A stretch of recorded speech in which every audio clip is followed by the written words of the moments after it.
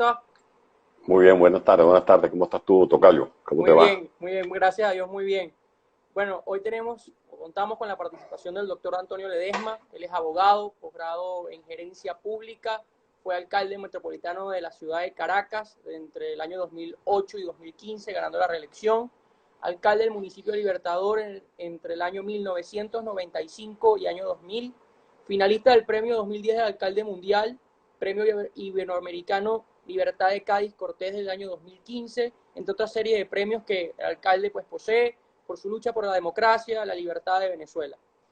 Y pues hoy el alcalde tiene el placer de regalarnos estos minutos, como bien nos dijo, a la juventud venezolana para aprender y nos dé su punto de vista sobre la administración pública en el ahora y lo que debería ser la administración pública en el futuro. Muchísimas gracias, alcalde, por darnos este tiempo y aplicarlo hacia la formación de los jóvenes. Muchas gracias a ti, Antonio, por esta oportunidad que me permite sobre todo estar en contacto con miles de jóvenes venezolanos, los que están allá todavía soportando este genocidio prolongado y los que están en el destierro, repartidos por toda la geografía nacional.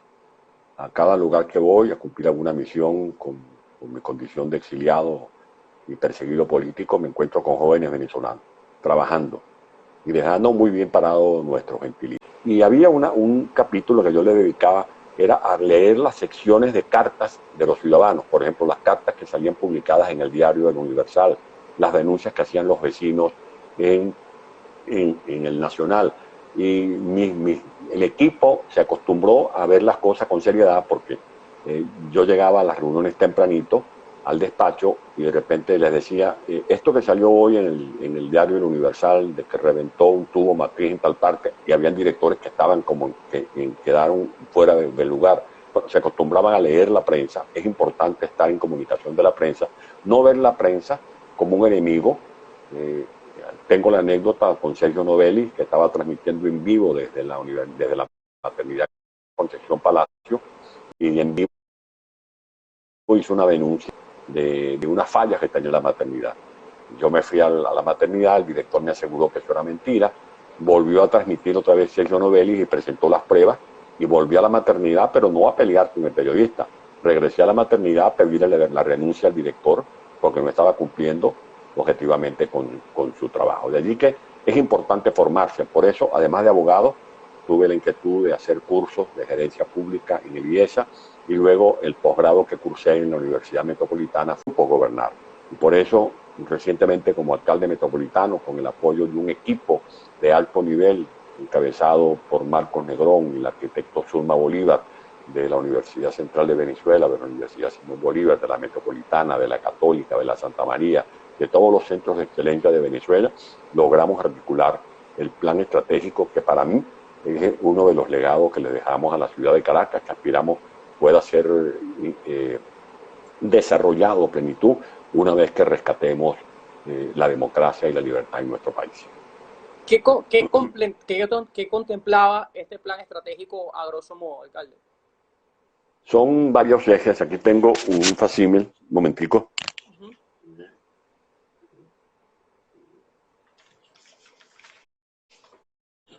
Siempre lo tengo aquí como un gran recuerdo.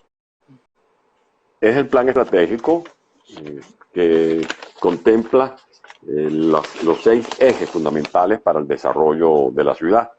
Okay. Todo el eje, por ejemplo, de movilidad, todo lo que es el desarrollo de los corredores viales de Caracas, la integración de la ciudad con la ciudad de Caracas propiamente dicho, que no es solo Libertador. Caracas no se queda en la Plaza Bolívar, no se queda en la Avenida Universidad. Caracas es el Latillo, Caracas es Petare, Caracas, tenga una idea, cuando la democracia creó PDVSA, en este caso el presidente Carlos Andrés Pérez, se buscó nada más y nada menos que el general Rabar. Y con el general Rabar comenzó ese programa de crear como una condición para pensar en el desarrollo exitoso de la empresa, la figura de la meritocracia. Esa meritocracia fue hecha añicos cuando Hugo Chávez llegó al poder, colocando allí a personas que nada tenían que ver con la trayectoria que sí exhibían algunos técnicos que fueron lamentablemente dejados de lado. PDVSA quedará como un ente jurídico, pero habrá que crear, es mi punto de vista, que comparto con muchos venezolanos, una agencia nacional de energía. Una agencia nacional de energía que puede ser perfectamente apalancada por 100, por 120 técnicos calificados. En aquella fatídica tarde que todos recordamos con dolor y tristeza, están en este momento operando, Antonio, en Qatar, en Dubái, en Alemania, en Inglaterra, están administrando refinerías en Suecia, están administrando refinerías en los Estados Unidos, en Brasil, están operando empresas petroleras en Colombia. Esos técnicos están fortaleciendo sus capacidades. Y para llevar adelante la retoma de la producción petrolera en Venezuela, será necesario reformar las leyes vigentes, crear condiciones atractivas para poder captar capital privado. El capital privado va a ser fundamental y tenemos que dejarnos de falsos pruritos y de complejos, de barras del subdesarrollo, y vamos a seguir teniendo gobiernos populistas o demagógicos que simplemente se limitan a darle a la gente la mano con una ayudita económica, no para sacarlos del foso del subdesarrollo y la ignorancia, sino para que sobrevivan en el subdesarrollo.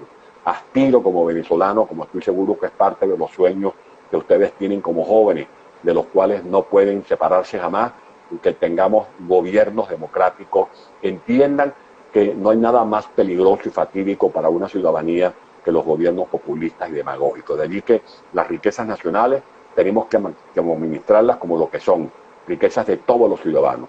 No podemos seguir teniendo gobernantes que se creen dueños del petróleo, que administran el petróleo como si estuvieran administrando la bodega de sus tíos o de sus parientes. ¿No? El petróleo, el hierro, el aluminio, el gas son recursos que tienen que activarse para lograr la anhelada diversificación de nuestra economía y no seguir siendo un país rentista como más lo somos ahora, porque hemos colocado todos los huevos de la esperanza venezolana en una sola cesta, o de ser abogado o de ser economista.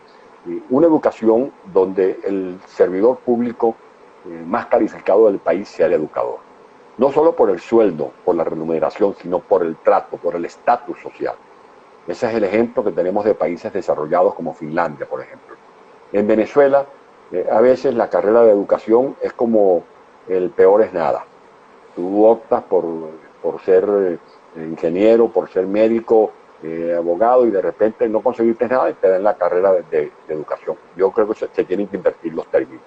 Creo que ahora en adelante tenemos que hacer de la carrera de la educación la más competitiva, la más buscada y la que te exija mayores requisitos, porque de ahí depende el futuro de Venezuela. Tú vas a poner en manos de los educadores a los niños, a los jóvenes. Continuar con los subsidios, y en caso de no ser así, ¿cómo llevaría aquí a cabo la eliminación de los subsidios como los tiene el agua, la gasolina e incluso la electricidad?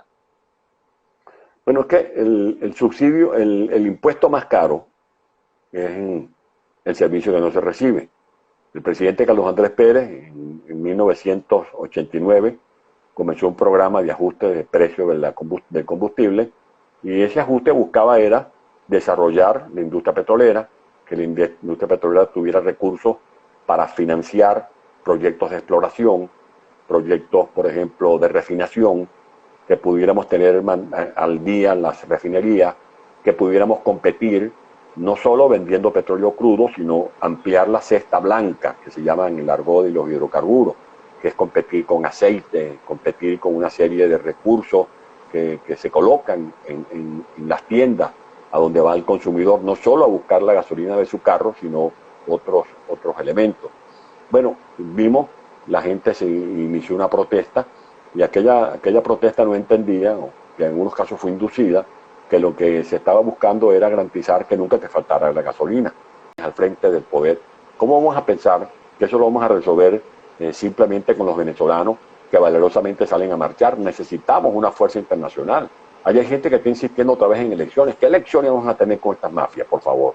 Y lo dice alguien que nació en democracia, que vivió en democracia, que es fruto de la democracia, que ha encontrado en la democracia grandes oportunidades. Pero es que en Venezuela no habrá elecciones limpias mientras esta gente siga manipulando las instituciones públicas. Y vean ustedes cómo está la situación en Venezuela. Yo comentaba hoy en un Twitter que el pleito entre Wilix y Maduro es un pleito entre pranes, entre jefes de banda. Así está Venezuela y eso es doloroso. Es doloroso que veamos un tete a tete, una disputa de tú a tú entre Wilix y Maduro, porque son tal cual para cual.